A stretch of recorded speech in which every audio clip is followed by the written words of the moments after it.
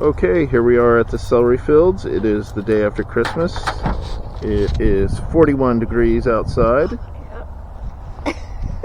You can see Gina's bundled up there. She's got her her scarf, her beanie. She's got her little earmuffs there. Yeah. Ready to go. Gloves. You should be ready. Right off the bat here, we've got a great blue heron. Oh, and a wood stork. So one of the purposes of the celery fields is stormwater retention, and the fact that it has so much water here is why the bird activity is so heavy here and why it's such a hot spot. This ditch here is where most of the water, when it rains very heavily, it flows into, and then this ditch connects to Philippi Creek. If you look on the satellite map, you'll see this ditch cuts almost straight across Sarasota. Alright, these are the ant piles you do not want to step in right here. You got to keep an eye out for these sandy humps of soil. They will crawl up your legs and be on you in half of a second. They're little black ants. They tend to, when they bite you, they leave little welts, and those welts, it takes probably about a month, maybe 2 or 3 months sometimes to heal from those. So these are nasty. If you see a bird, you got to make sure you step back and make sure you're not stepping in one of these piles here.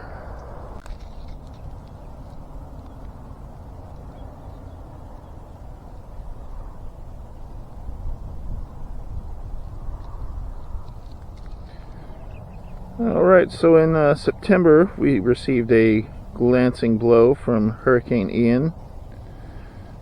We got a lot of rain, some wind damage, but because this area collects rain and stormwater, a lot of people use fertilizers on their yards, and all the fertilizers got washed into the celery fields.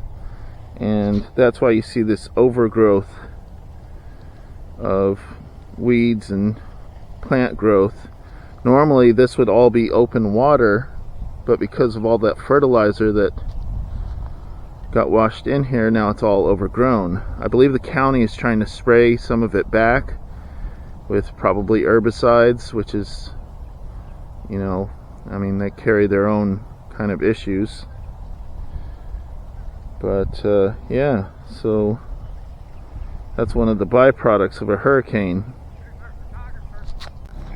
Okay, this is a weir gate that allows water into the celery fields, or blocks it off as well. I'll get a little bit closer and show you how it works. Okay, right down there is the gate that allows water to go out into the celery fields, and that's how we end up with all this beautiful wetlands out here. Alright, so that stuff down there is swamp lettuce, and that's usually a sign that there's too many nutrients in the water from things like fertilizers, as we were discussing earlier.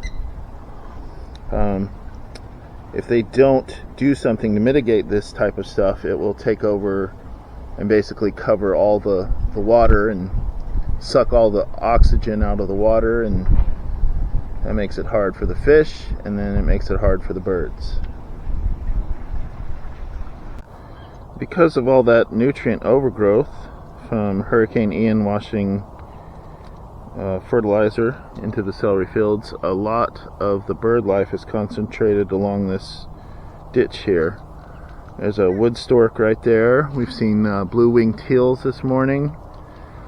We saw a wood duck the other day. There's a roseate spoonbill a little ways up that way, and all kinds of other birds.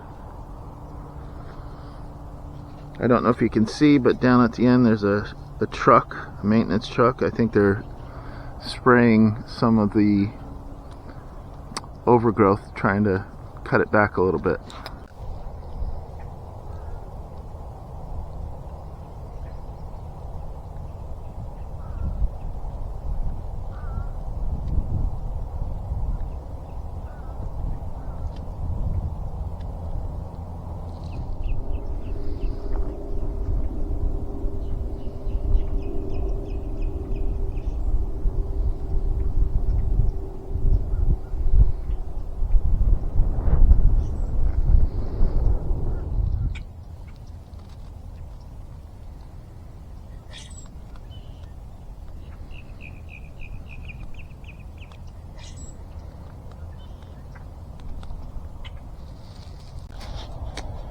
Okay, we have a little marsh rabbit here,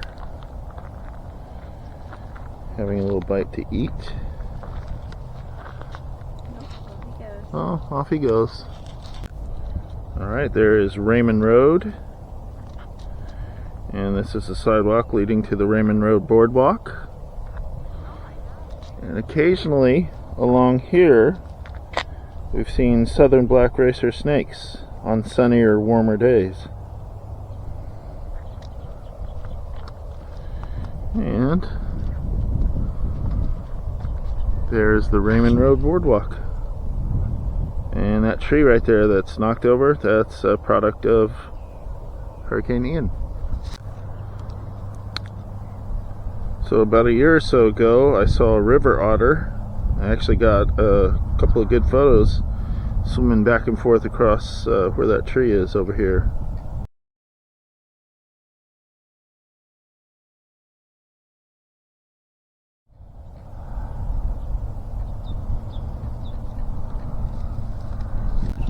Alright, here we are on the Raymond Road boardwalk. There's oftentimes a naturalist on duty if you have any bird questions, in the mornings especially.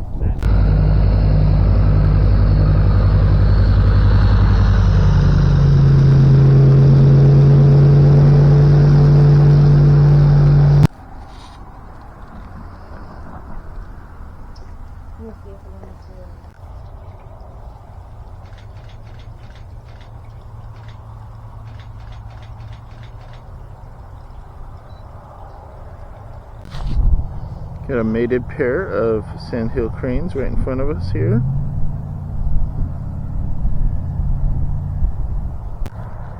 And we've got a hawk right above us.